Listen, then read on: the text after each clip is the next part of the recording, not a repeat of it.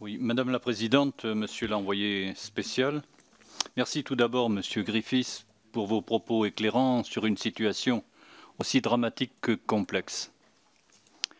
Nous notons avec un certain soulagement les modestes avancées et notamment la signature récente de cet accord entre le gouvernement yéménite du président Abderrabo Mansour Hadi et les séparatistes du Conseil de transition du sud des Dérouz et Al-Zoubeidi.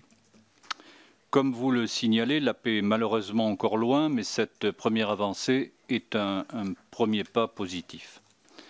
Notre commission est depuis de longs mois particulièrement attentive et s'est beaucoup interrogée sur la situation au Yémen, notamment parce que certains des belligérants utilisent des armes de fabrication française, soi-disant. Mais on en a de plus en plus la certitude. Néanmoins, d'autres intérêts français semblent malheureusement impliqués.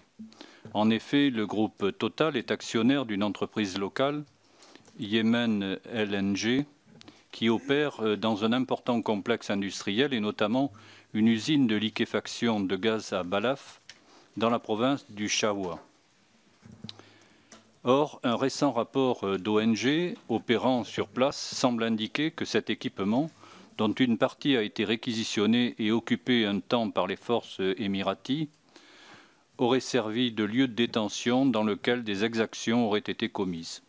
Pouvez-vous nous indiquer si vous disposez d'informations sur ce délicat sujet pour la France? Pour revenir en France, alors je n'ai aucune information sur la prison, je n'en sais pas plus que vous. On a entendu beaucoup d'histoires autour de Total.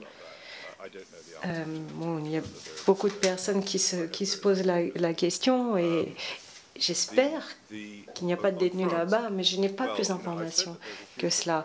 En France, j'ai dit déjà que la France a un rôle diplomatique très important à jouer. Je pense qu'il serait très intéressant, et peut-être que Christian vous en parlera la semaine prochaine.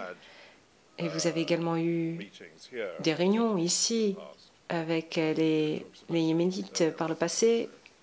Je pense que ce serait très intéressant d'examiner les spécificités françaises à la transition. Et si j'ai raison dans mon optimisme, la transition va arriver comme un camion à pleine vitesse.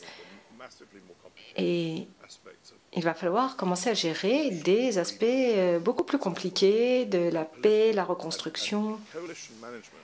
Et la gestion d'une coalition n'est pas quelque chose qui est très familier au Yémen. Et ça va être extrêmement exigeant.